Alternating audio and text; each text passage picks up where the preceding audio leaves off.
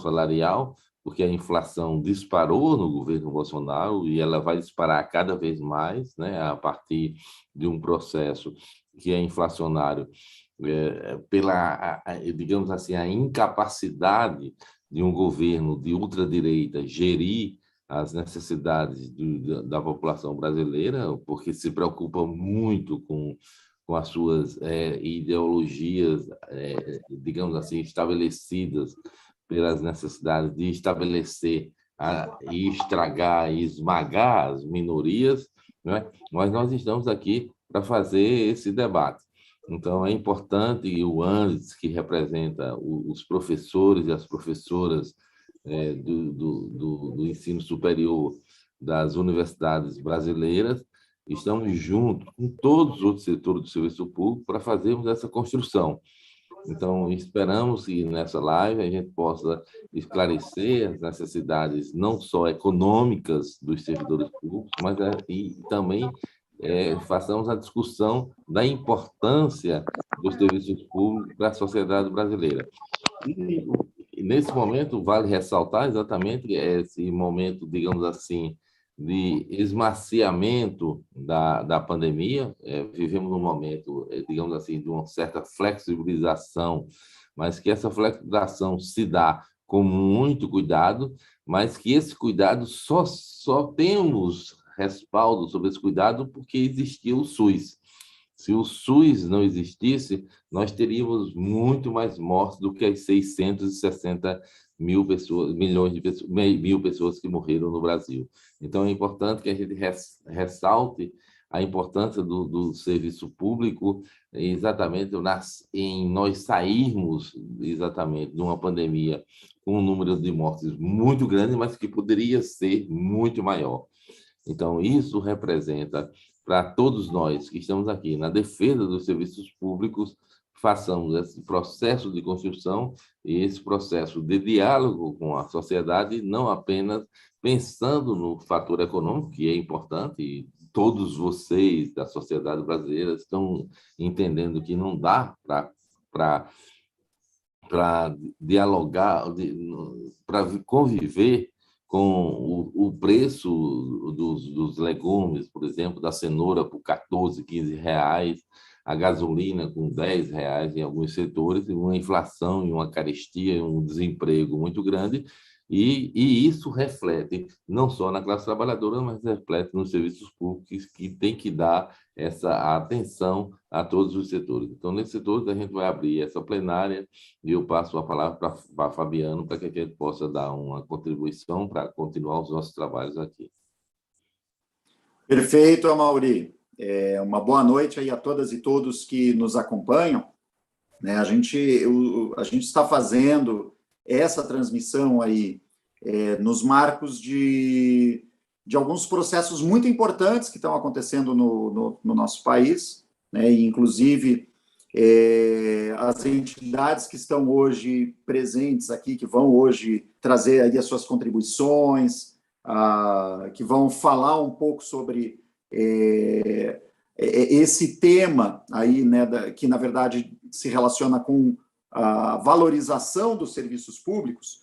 Essas entidades se organizam no FONASEF, né, que é o Fórum das Entidades Nacionais do Serviço Público Federal, e vem desde o início do ano enfatizando tanto a importância da recomposição da remuneração dos servidores e servidoras do país inteiro frente às perdas inflacionárias, né, em especial na esfera federal, né, que a gente está no último ano aí do governo Bolsonaro, e os 3 primeiros anos foram marcados aí por um absoluto congelamento das remunerações de todos os servidores e servidoras civis do país. Não só isso, não só o congelamento, mas foram marcados por tentativas de ataques e desmonte dos serviços públicos. Eu acho que o exemplo mais marcante foi uma proposta de emenda à Constituição, a famigerada PEC 32, que foi chamada pelo governo de uma reforma administrativa, mas que, na verdade, se tratava da destruição e privatização dos serviços públicos. Então, acho que esse foi o principal ataque aí aos serviços públicos, mas não suficientemente o governo ainda atacou os trabalhadores e trabalhadoras do setor público, impondo um congelamento salarial num dos períodos de mais alta inflação dos últimos anos.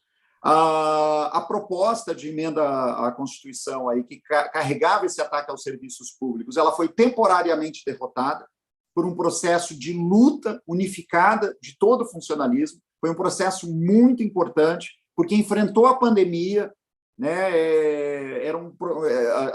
As categorias todas tinham muita dificuldade de mobilização em um período em que a categoria estava dispersa pelo teletrabalho, e ainda assim com muitas restrições, inclusive a participação de atos, né, por conta aí da segurança sanitária das pessoas envolvidas, mas ainda assim, enfrentando todas essas adversidades com um processo de unidade e de luta, a gente conseguiu derrotar, ao menos temporariamente, essa proposta. E a gente fala temporariamente porque essa proposta ainda não está arquivada e segue merecendo a nossa atenção.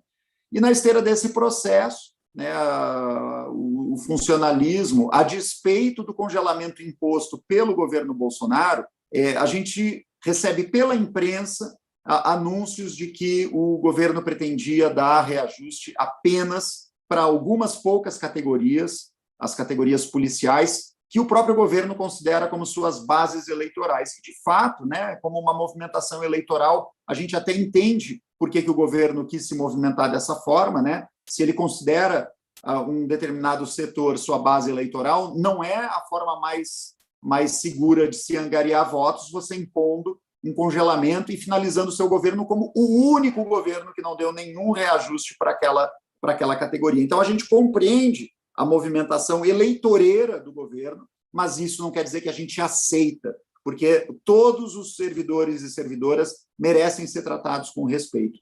E, a partir disso, iniciou-se aí um processo de mobilização muito forte, né, marcado também pela unidade, com muitos atos, desde o dia 18 de janeiro, né, um período atípico, inclusive, para mobilizações, mas começamos cedo, em Brasília, né, com atos em frente ao Banco Central, em frente ao Ministério da Economia, e de lá para cá a gente vem procurando estabelecer uma crescente que tem culminado, inclusive, nesse momento, com categorias em greve, né? Temos categorias hoje no país, notadamente os trabalhadores e trabalhadoras do INSS, mas também temos greves no Banco Central, no Ministério do Trabalho, né? Então, temos aí um processo de greve que começou a pressionar o governo. Pressionado por essas movimentações e querendo, né, de uma forma muito rasteira, dar um passa-moleque no funcionalismo, o governo anuncia mais uma vez pela imprensa,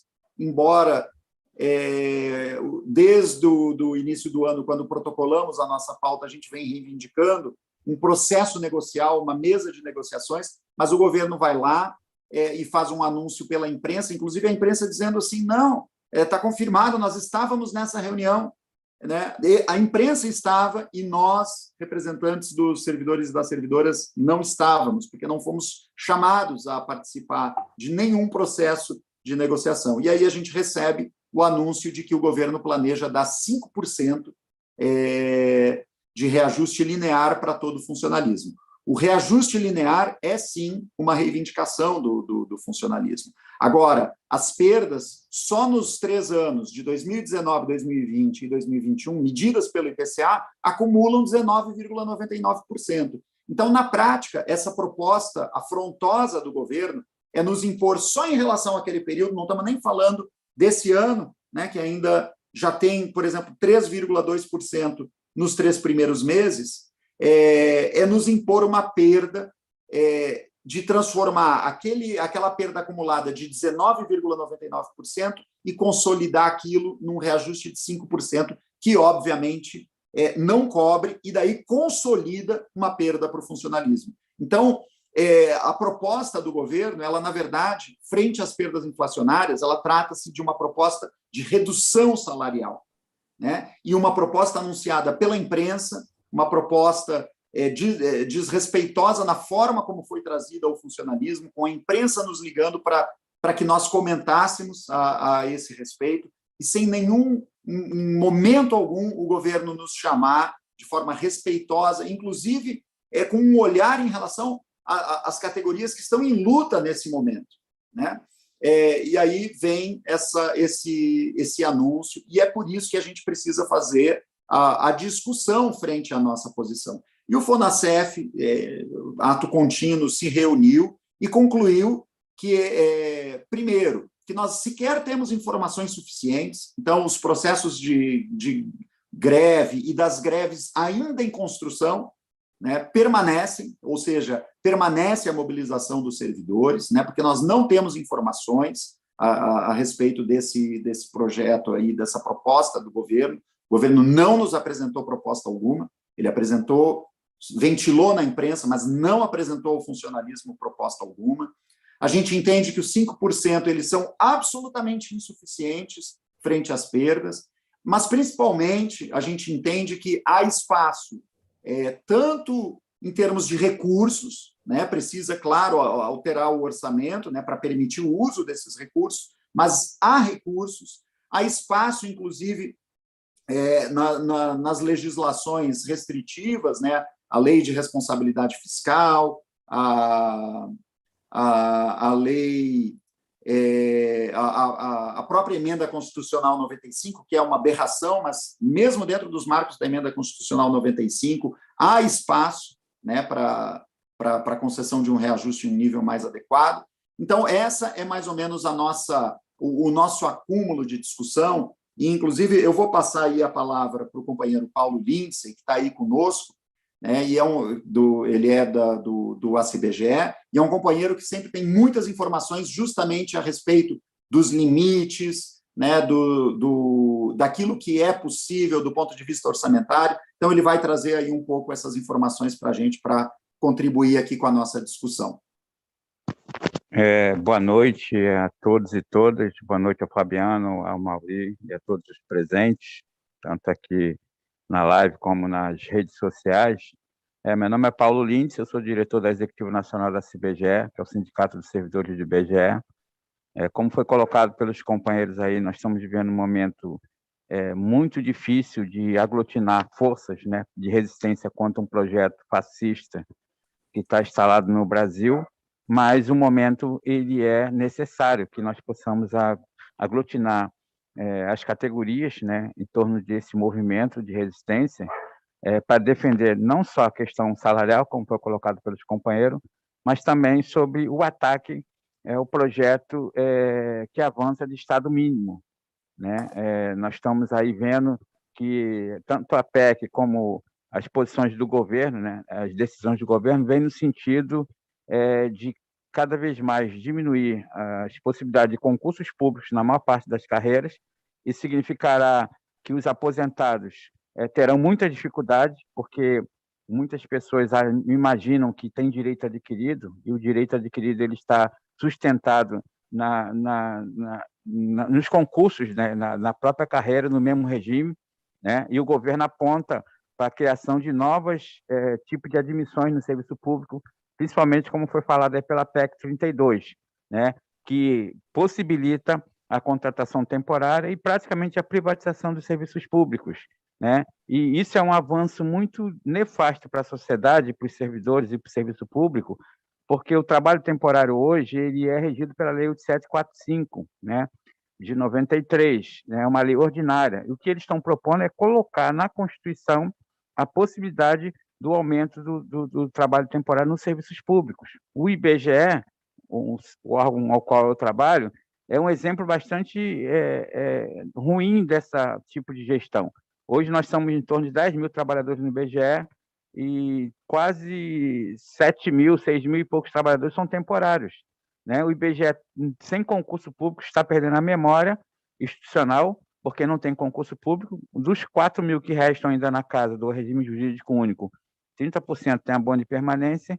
Isso significará que a instituição terá muitos problemas futuros e o ataque aos aposentados seguirão cada vez mais intensificado, né? Porque não haverá concurso público, não está previsto concurso público.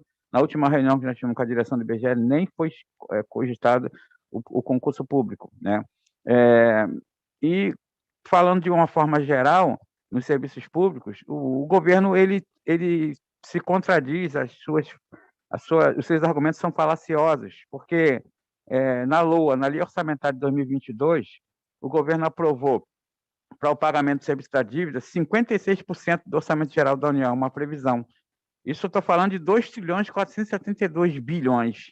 Como é que um governo que tem uma previsão de pagamento para o serviço da dívida de 2 trilhões e 472 bilhões pode admitir que não tem dinheiro para pagar 60 bilhões, que seria referente aos 19,9% da inflação do governo Bolsonaro, né? Então, pura falácia, né?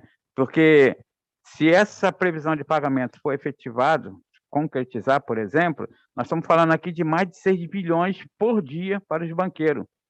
Como que um governo que paga 6 bilhões para banqueiro por dia não tem dinheiro para pagar 60 bilhões para reajustar o salário dos servidores públicos de uma forma linear, né? E como o Fabiano colocou, no demonstrativo fiscal consolidado do governo federal aí na Secretaria de Tesouro Nacional, nós temos a comprovação de que o governo mente, né?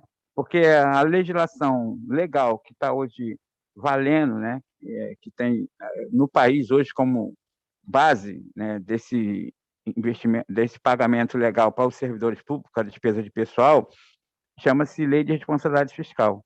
E a Lei de Responsabilidade Fiscal, no seu artigo 19, ela diz que a União pode gastar até 50% da receita corrente líquida com gasto de pessoal.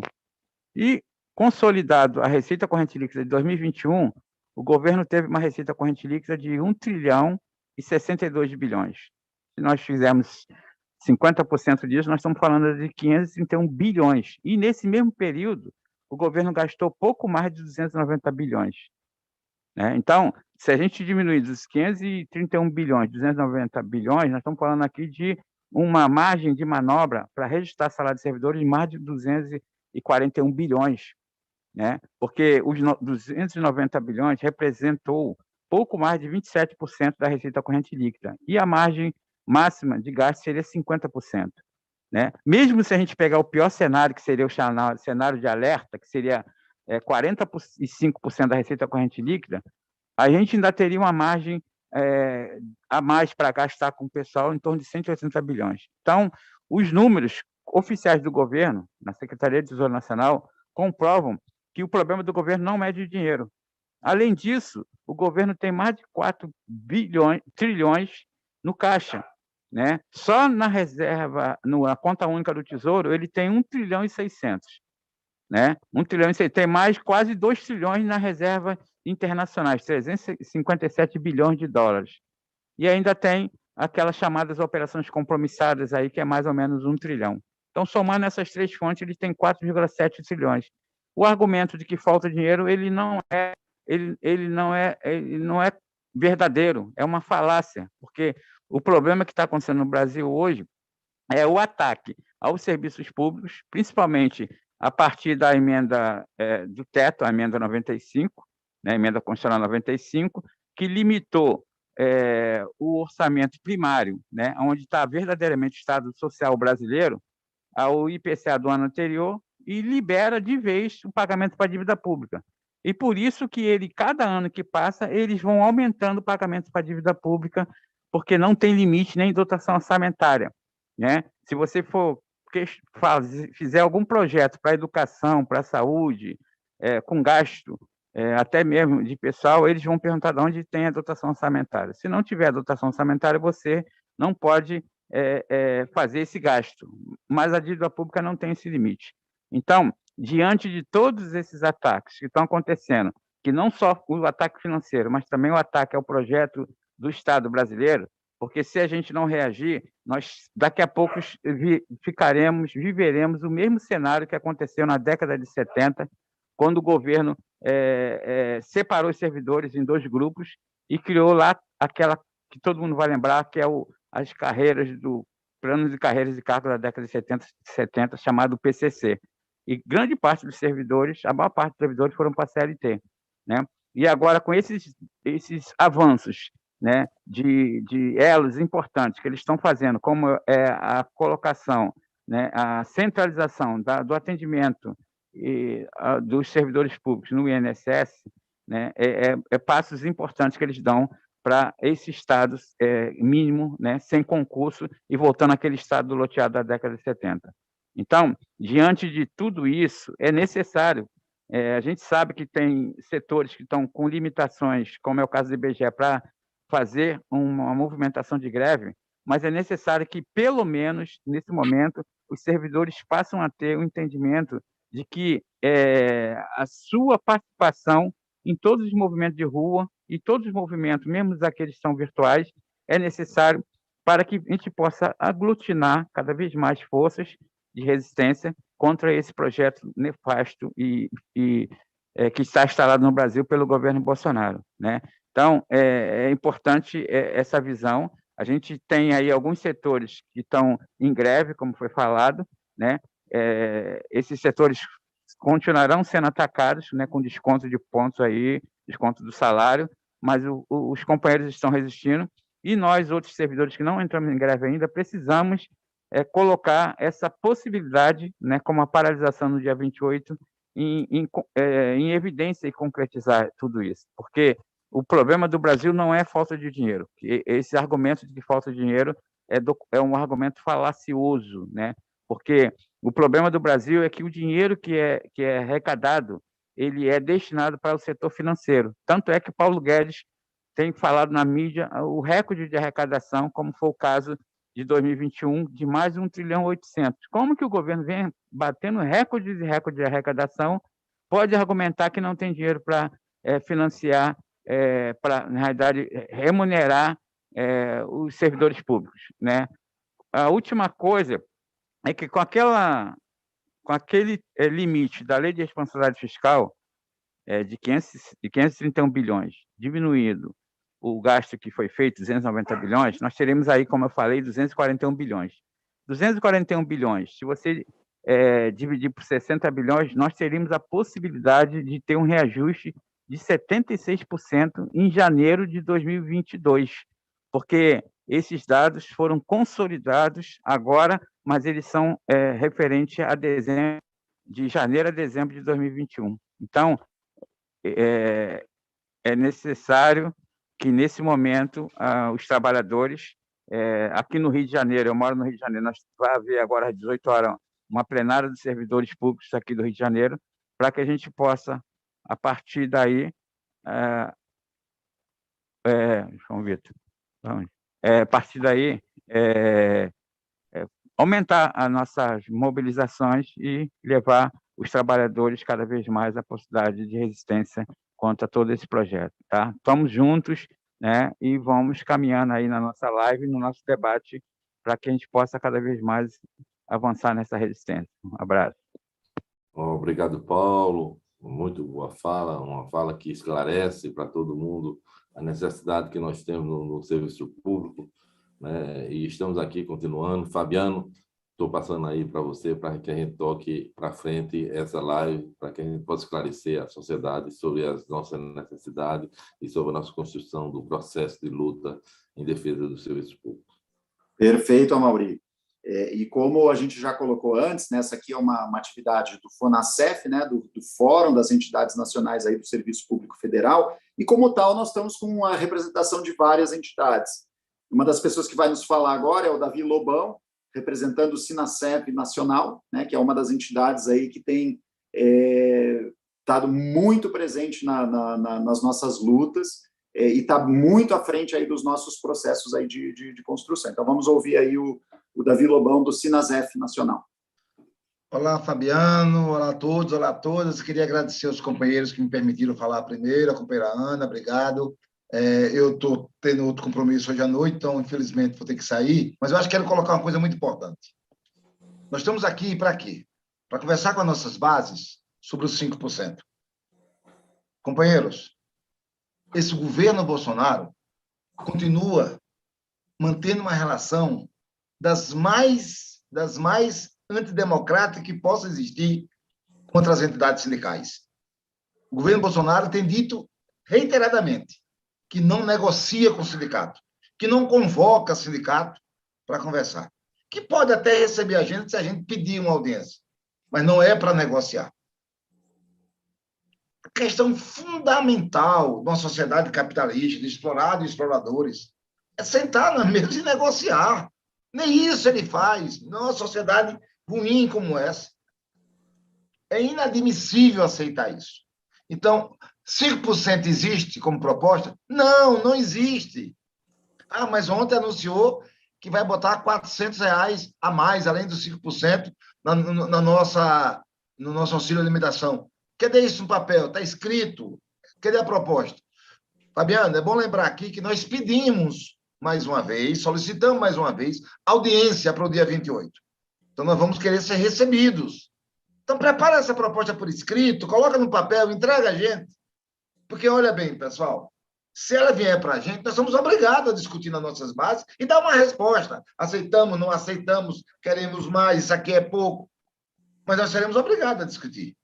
Agora, é ridículo uma proposta de 5%? É ridículo. E sabe por que é ridículo, pessoal? Porque nem a inflação deste ano ela vai recuperar. Porque a inflação deste ano, nos 3 primeiros meses, já é 3,2%. Se a inflação de abril repetir a inflação de março, já chega a 5% em 4 meses. Quando chegar em julho, 6 meses, 2 meses mais, nós vamos estar com a inflação de 8%. E se vamos ter só 5%, nem a inflação deste ano, os 5% recupera. É algo inadmissível, inescrupuloso. Mas isso, Fabiano, tem uma coisa a nosso favor. Qual é a coisa a nosso favor?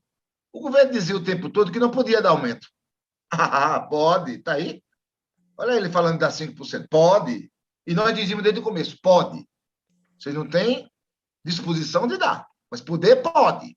E aí está provado que pode. E aí eu queria terminar minha fala, Fabiano, fazendo um chamamento para a nossa base. Fazendo um chamamento para a base do Sinasep. Esse governo não tem condições de ser enfrentado com a outra arma, senão uma greve. Nós precisamos fazer a greve. Uma greve de todos os servidores públicos, uma greve unificada, que joga a gente para cima, que mobiliza a gente e coloca a gente no papel de protagonista da nossa história, dos nossos direitos, das nossas reivindicações. Esse governo não vai ouvir outra linguagem. A tarefa nossa é ir para a base, fazer essa greve acontecer, fazer o que está acontecendo os companheiros da FENASP, do INSS, que se moveram e construíram a greve. É essa a linguagem que eles têm que ouvir da gente. A gente do Sinasep, amanhã tem uma plenária e vamos discutir isso. Vamos dar passo significativo na busca da construção dessa greve e queremos, sim, ser instrumento incentivador, mobilizador e organizador desse processo.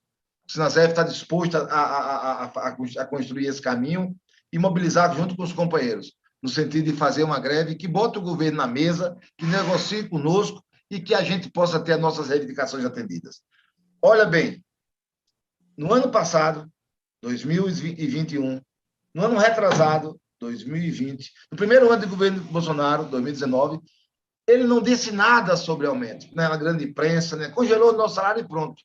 Bastou a gente se movimentar, já fala em 5%, já fala em R$400. Então, imagine se a gente fizer uma greve, se a gente fizer uma luta de fato, se a gente mobilizar a nossa categoria, se botar ela para se mover, para lutar, para reivindicar, para fazer pressão.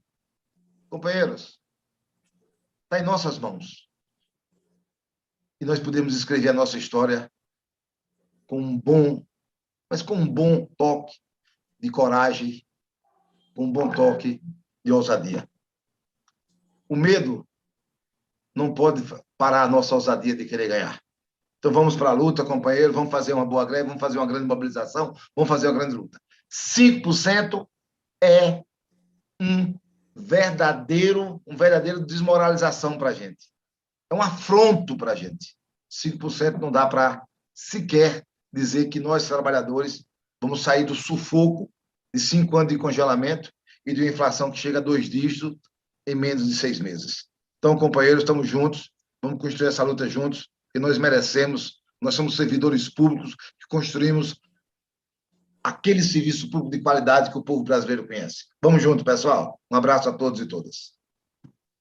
Isso aí, companheiro Davi Lobão, companheiro de luta, companheiro que constrói essa luta que já vem de vários anos, nós que defendemos o serviço público, é importante entendermos a necessidade e o processo de construção de greve. Não dá para mandar bilhete. O Davi tem muita razão.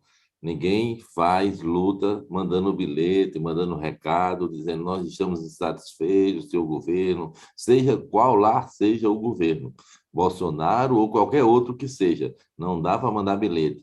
A luta é a greve, é o instrumento que nós temos para fazer pressão sobre isso. Por isso, nós estamos convocando agora uma companheira para falar, a companheira Ana Trindade, que vai dizer como nós vamos construir esse processo de greve para que a gente possa conseguir, de certa forma, resguardar e conseguirmos, de toda forma, o processo de construção de greve para alimentarmos com muita força o nosso movimento. Por favor, Ana. Oi, boa noite a todas, boa noite a todos, né? Saúdo quem falou antes de mim, Fabiano, Paulo, que mostrou números realmente alarmantes, né, que nos preocupam, enquanto o governo tem dinheiro para banqueiros, tem dinheiro para pastor, tem dinheiro para o exército, não tem dinheiro para a gente que é servidor, e que estamos, como o Lobão falou, cumprindo o nosso serviço, levando os serviços à população. E como disse o Lobão também, a gente não pode mandar recado. Porém, uma greve tem que ser unificada, a gente tem que decidir isso, a gente não pode mandar recado, porque o governo está mandando recados para a gente. Recado pela imprensa, dizendo que vai dar esses 5%, que ninguém não viu nada escrito fora dos jornais de grande circulação, Globo News, Folha de São Paulo. Aliás, hoje eu estava assistindo a Globo News, eles acham que é um absurdo, que vai afundar mais o governo, mas ninguém toca na dívida pública que não é auditada, que é paga, e que isso sim está afundando esse governo que já nasceu um barco furado, né? Nós não temos progresso nenhum, não só em termos salariais, mas em todos os aspectos. Ano passado fizemos uma luta imensa contra a PEC 32, não precisamos parar naquela época, mas fizemos uma luta muito bonita, muito boa, muito unida, que barrou, por enquanto, a votação dessa PEC 32. Nós temos que lutar também, como o INSS está lutando, que não é só salário, é pela reestruturação das carreiras. 5%, esses 5% que eles anunciam, para que é? O salário base, é o vencimento básico, em cima do vencimento bruto, para quem é professor, vai lá para RT, vai em cima das gratificações também, ninguém sabe. R$400 no Vale Alimentação, isso é um assinte, porque não vai contemplar as aposentadas e os aposentados. Eu sou uma pessoa, eu sou aposentada, já não recebo o Vale Alimentação.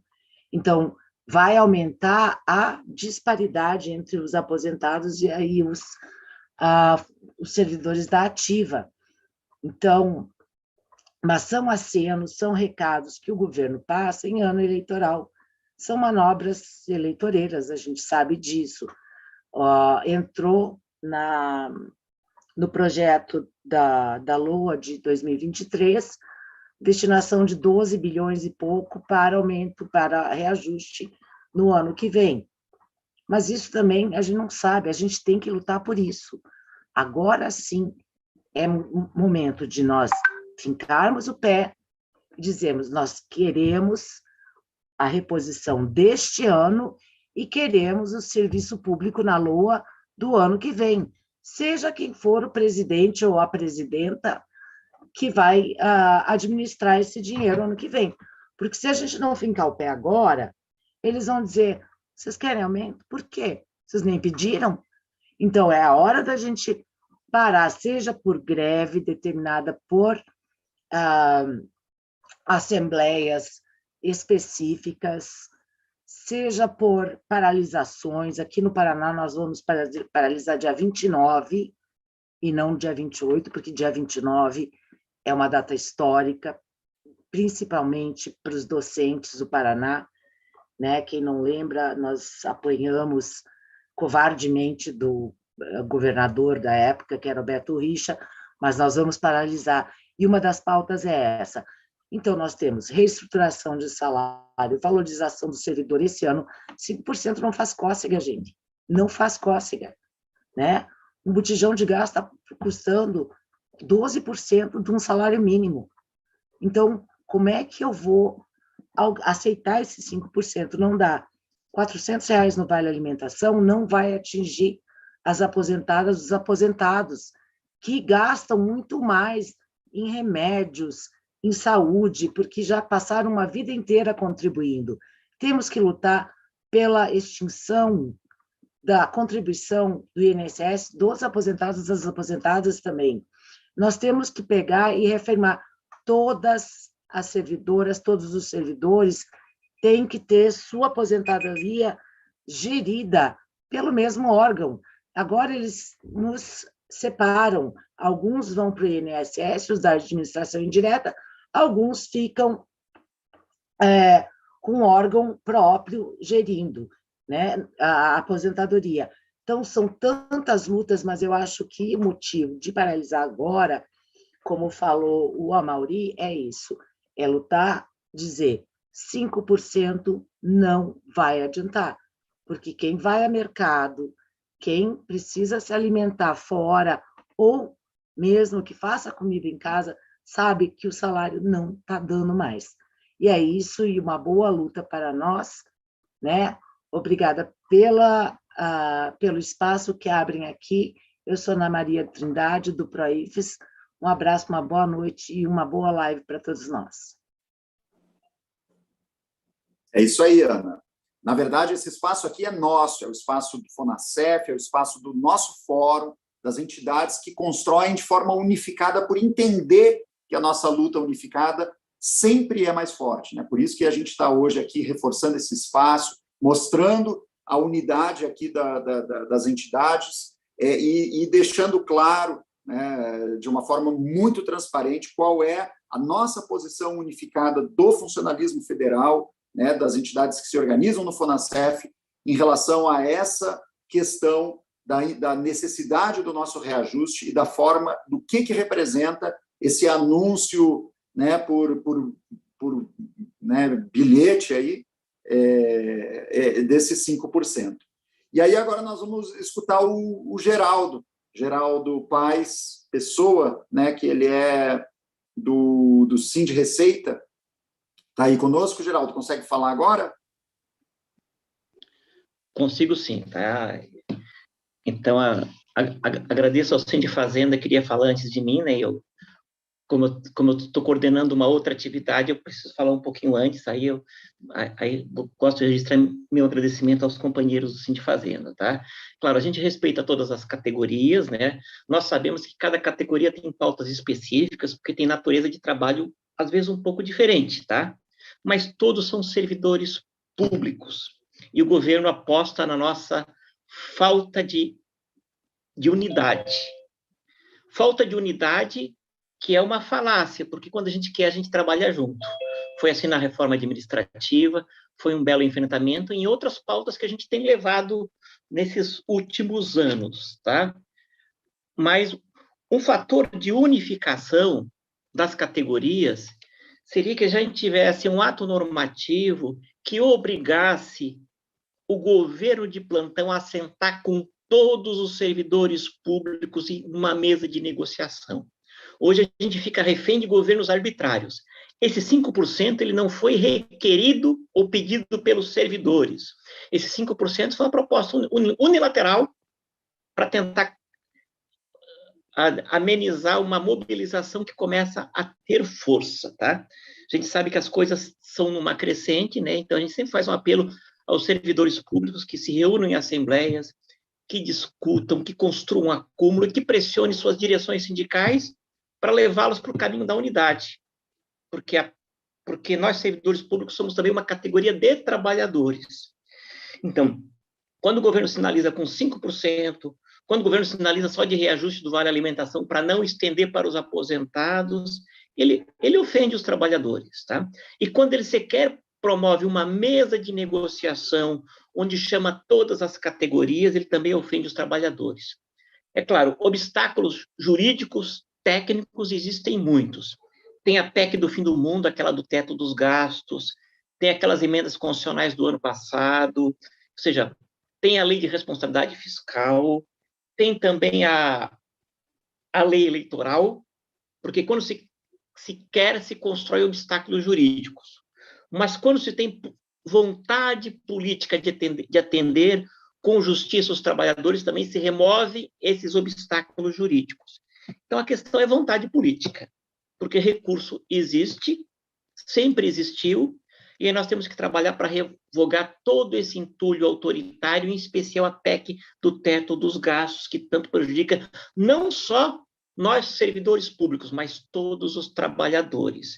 Então, esse 5% ele foi unilateral, a gente quer uma mesa de negociação de verdade, onde o governo sente com todas as categorias, trabalha as pautas específicas e as pautas que são gerais de todos os servidores públicos, e a recomposição inflacionária não é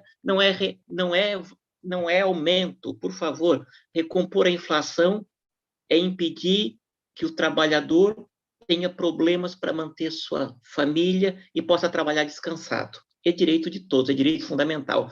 Nós temos muitos dispositivos na Constituição que asseguram a preservação do poder de compra dos aposentados, a preservação do poder de compra no artigo 7º do salário mínimo, e nós, trabalhadores do serviço público, que em sua maioria tem pequenos salários, é você lembrar do professor, é você lembrar do enfermeiro, é você lembrar do profissional que recolhe lixo, é você lembrar de tantas categorias que estão permeando a vida de vocês, e olhem bem, eles ganham 2, 3 salários mínimos em cada região do país, tá? Então, a recomposição inflacionária é o mínimo, e o governo teria que abrir uma mesa de negociação com os servidores públicos e chega de propostas unilaterais.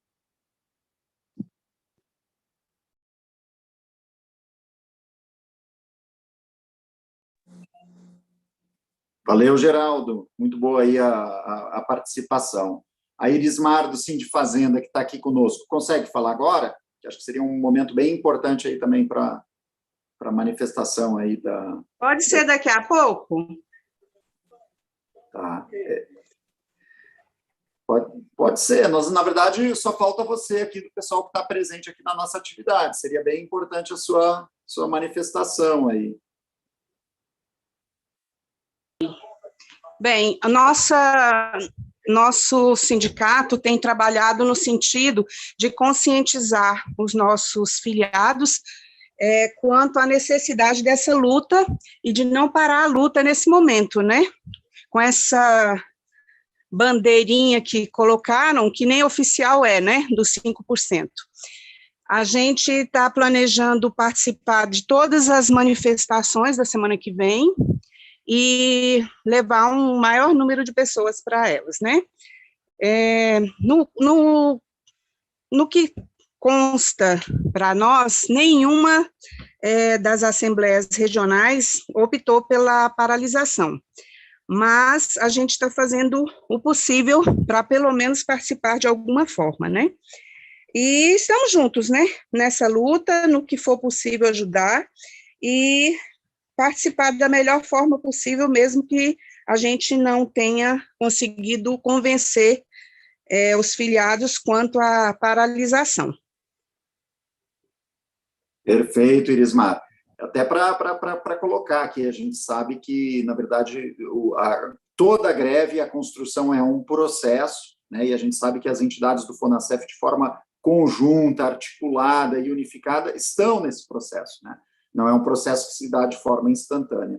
Acho que é importante também fazer um registro aí que o Sim de Fazenda é uma das entidades, digamos assim, integradas aí ao FONASEF, né? É a entidade que mais recentemente ingressou aí, passou a compor aí também o FONASEF, fortalecendo o nosso processo unitário, e nós damos as boas-vindas aí ao Sim de Fazenda nessa construção, que é uma construção que, quanto mais entidades nós temos, mais fortalecida ela fica. Nós já, Com todas certeza. as nossas entidades... Oi, perdão? Eu falei com certeza. A união é que faz a força. A gente viu isso na PEC 32, né? Com certeza, com certeza. Foi um dos momentos aí, inclusive, aí que o FONASEF teve atuando de forma muito articulada, não só com as entidades integrantes do FONASEF, principalmente porque envolveu luta de servidores das 3 esferas aí, né, dos 3 poderes, e também, eu acho que é um registro muito importante que contou com a articulação aí de uma operativa das centrais sindicais, né, mostrando a força que tem uma luta unificada aí das centrais sindicais, né? Eu queria fazer aqui um registro, acho que muito importante, né? Eu sou na verdade, de São Paulo, estou aqui em São Paulo nesse momento, e estive hoje presente na ocupação que os trabalhadores e trabalhadoras do INSS fizeram a superintendência do INSS aqui em São Paulo. Uma movimentação muito importante, a qual o FONASEF e todas as entidades aí que integram o FONASEF prestaram sua solidariedade a essa luta que os companheiros e companheiras do INSS estão fazendo nesse momento. E é muito importante a gente destacar, né, o porquê que essa ocupação ocorreu. Essa ocupação, ela, na verdade, ela foi uma reação a uma ameaça de corte de ponto, né? Então, existe um ataque aos nossos direitos, né? A gente tem direito à recomposição da nossa remuneração, um direito assegurado na nossa Constituição, um direito que não nos concedido, né? Com o aval do Supremo Tribunal Federal, diga-se de passagem, para que a gente tenha esse direito assegurado, é natural que os trabalhadores e trabalhadoras exerçam a ferramenta mais poderosa de luta que eles têm, que é o direito à greve. E quando esse direito é exercido, os ataques vêm. E não foi diferente com os companheiros do INSS. Então, essa ameaça de corte de ponto, ela vem para tolir o direito de greve.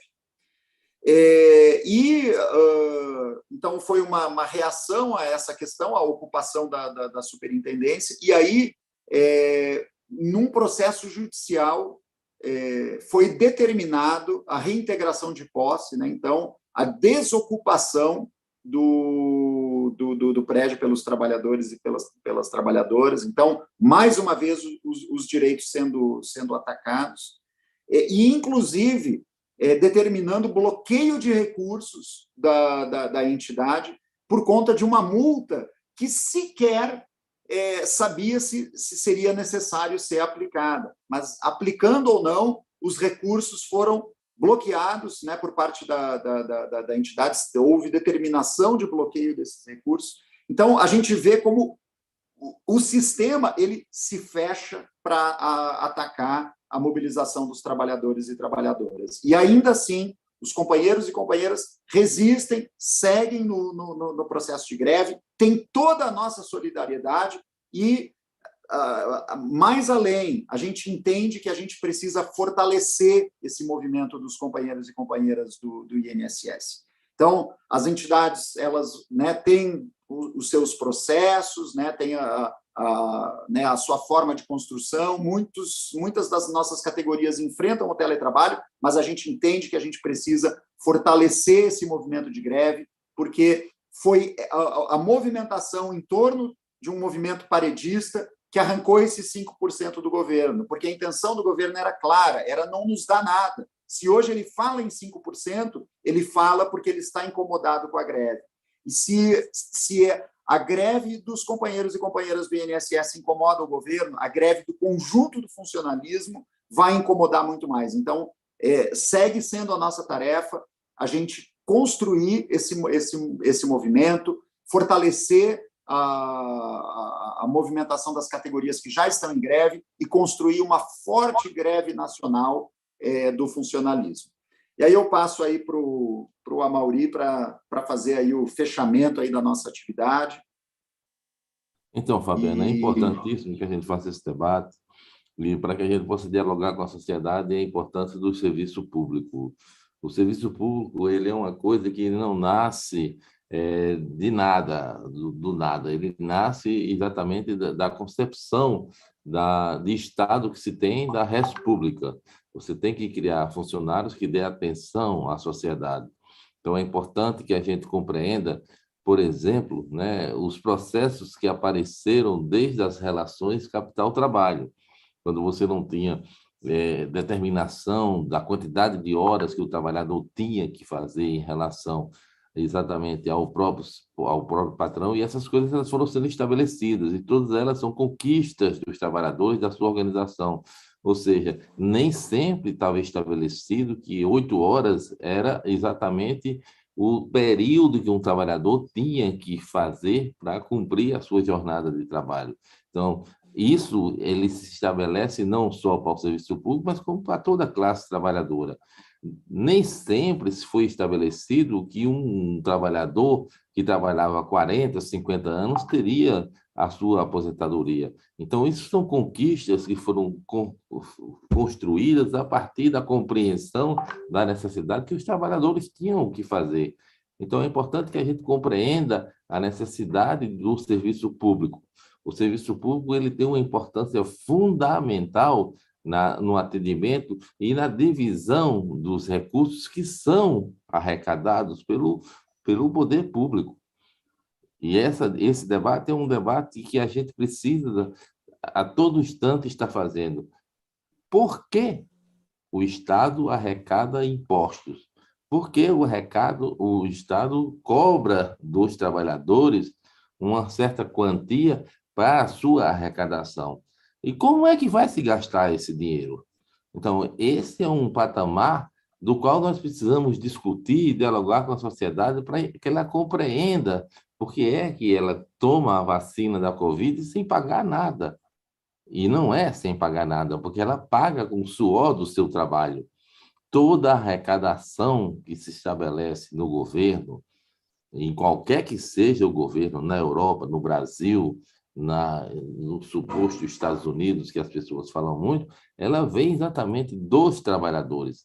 Então, esses recursos, eles passam a ser disputados exatamente por alguns elementos que se acham donos e que acham que tem que ter maior controle sobre isso.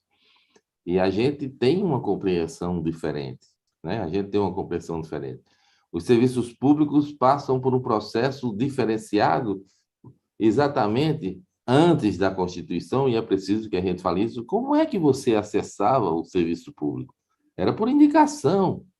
Depois de muita luta, após o processo da ditadura, que nós estamos em voga discutindo agora com os áudios, e que a gente precisa dizer para a população que em qualquer categoria tem pessoas muito ruins. Tem.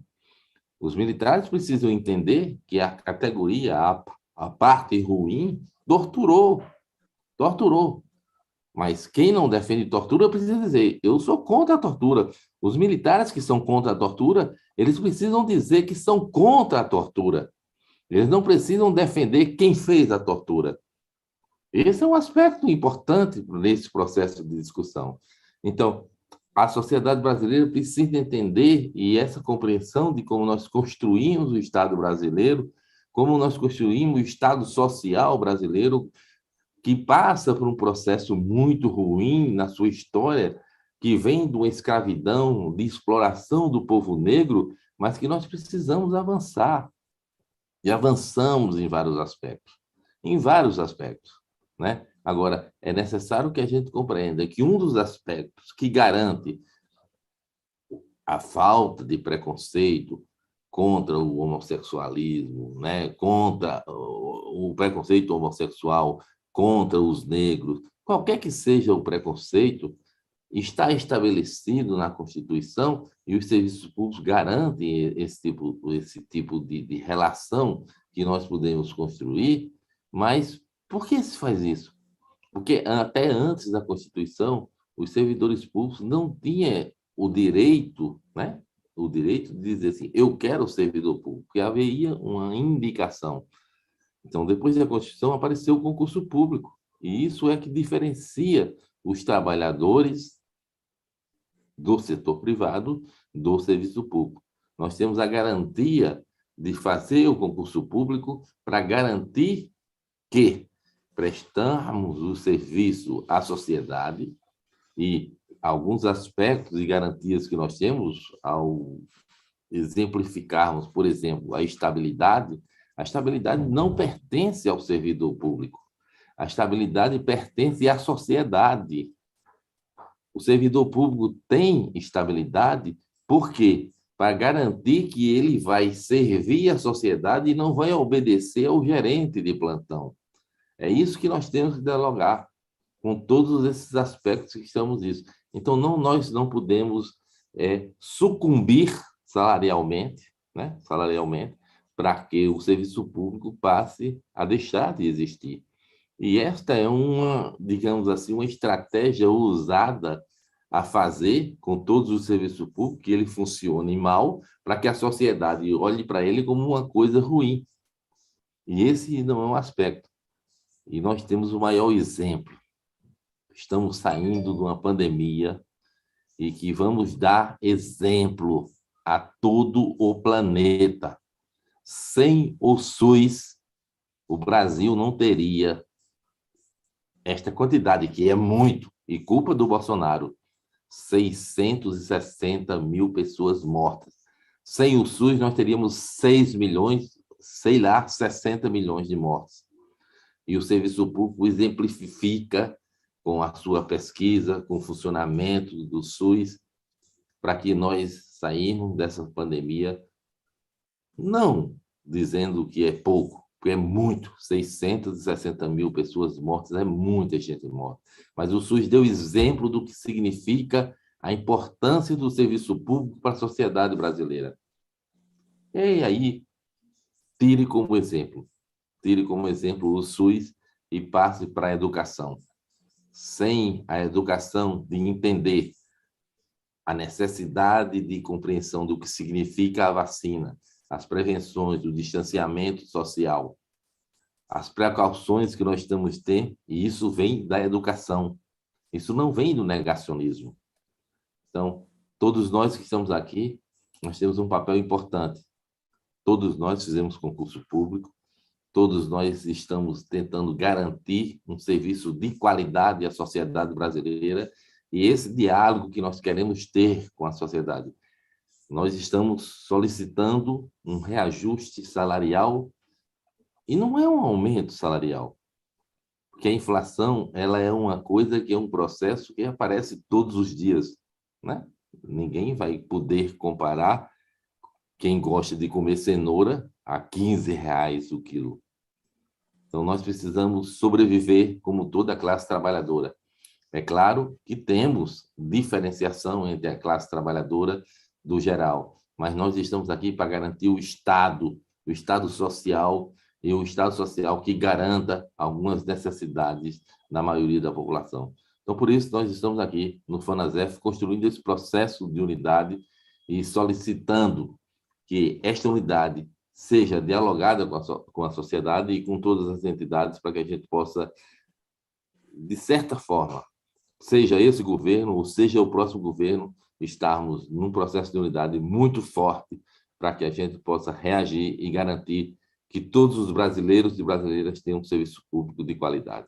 Então, é isso, Fabiano, são as nossas palavras finais da nossa live, e a gente pode, de certa forma, contribuir para que a gente possa fazer com que o serviço público ele sobreviva, de certa forma, com todos os aspectos que podem ser gerados, né, na construção da unidade entre as entidades que compõem o FONASEF. Perfeito aí, Amaury. Então é isso, pessoal.